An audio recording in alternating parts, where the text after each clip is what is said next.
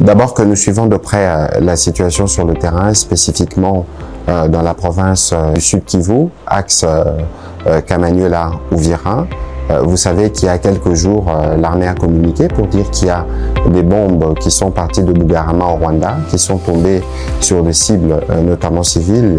Et la réunion de ce matin avec la Première ministre, bien au-delà de ce que nous nous sommes dit à propos de ce qui s'est passé à Washington, c'est de regarder, parce qu'il y a des rapports notamment du CICR et des organisations humanitaires qui nous donnent des informations particulièrement inquiétantes. Et donc, il était important pour la Première ministre chef du gouvernement de réunir autour de lui tous les ministres, notamment ceux de la Défense, de l'Intérieur, pour voir comment on répond efficacement à cette situation. Mais ici, c'est qu'il faut noter, parce que nous parlions de Washington justement, que comme le président de la République le disait hier au cours de son allocution devant la nation, le Rwanda viole impunément l'accord que nous avions convenu ou signé à Washington il y a quelques jours.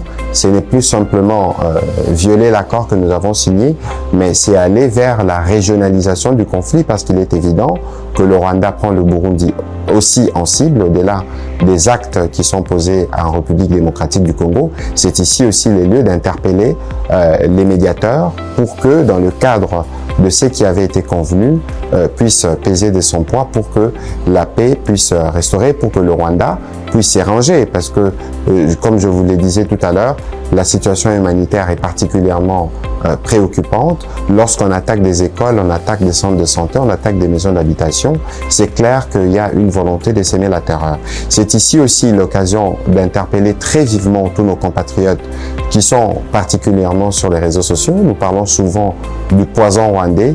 Il faut faire très attention sur tout ce qui circule. Nous sommes engagés dans un devoir de redevabilité.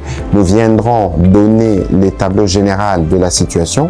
Vous savez que nos militaires sont engagés sur plusieurs fronts et que la situation sur le front peut être mouvante, et donc il ne faut pas suivre tout ce qui est donné. Vous connaissez par qui et par quel compte passent les poisons rwandais. Il est important que nos populations puissent être vigilantes et puissent se référer aux canaux officiels à travers lesquels nous allons communiquer. Je tiens à apporter ces précisions parce que c'est crucial en ce moment où la manipulation peut à elle seule s'aimer la panique au milieu de nos populations. Durant la réunion que nous avons eue avec la Première ministre, nous avons eu l'occasion d'échanger notamment avec le gouverneur de province et différents services provinciaux qui sont particulièrement mobilisés pour suivre pas à pas et nous tenir au courant de la situation sur le terrain. Donc, le moment venu, nous y reviendrons. L'accord n'est pas respecté justement parce que c'est de la responsabilité du président rwandais. Je viens de vous dire que le Rwanda veut régionaliser la guerre, parce que l'objectif, c'est plus seulement les territoires congolais, l'objectif, c'est clairement le Burundi.